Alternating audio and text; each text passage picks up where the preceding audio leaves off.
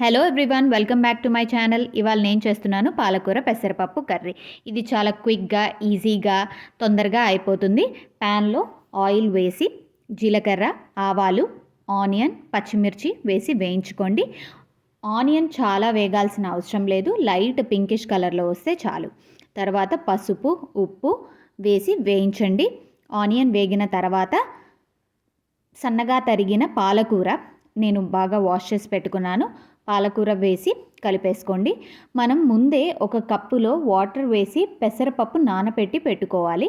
పెసరపప్పు బాగా చాలా అవర్స్ నానాల్సిన అవసరం లేదు, ఎందుకంటే ఇప్పుడు మనం కుక్ చేస్తాం కాబట్టి. పెసరపప్పు కూడా వేసి బాగా ఫ్రై చేసేసుకోండి. పెసరపప్పు ఇప్పుడు లైట్గా పెసరపప్పు పాలకూర వేగిన తర్వాత ఇందాక మనం పెసరపప్పు నానబెట్టుకున్న వాటర్ ఉన్నాయి కదా, అదే వేసి కలిపేసుకొని మూత పెట్టి దీన్ని బాగా కుక్ అవ్వనిద్దాం. పాలకూర అండ్ పెసరపప్పు బాగా మెత్తగా ఉడికిపోవాలి.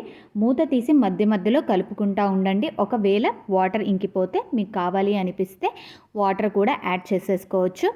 పెసరపప్పు పాలకూర బాగా మెత్తగా ఉడికిపోయిన తర్వాత కారం వేసి కలుపుకుందాం. ఒకవేళ ఇక్కడ ఉప్పు కనుక మీకు తక్కువ అనిపిస్తే ఇప్పుడు యాడ్ చేసుకోండి. వాటర్ ఇంకొంచెం మిగిలిపోయినాయి, అవి కూడా బాగా కుక్ అయిపోవాలి. మొత్తం వాటర్ పోయి నూనె పైకి వచ్చే వరకు కుక్ చేసుకోవాలి. అంతే, ఇది చాలా క్విక్, ఈజీ అండ్ టేస్టీ. మీరు కూడా తప్పకుండా ట్రై చేయండి. Thank you for watching.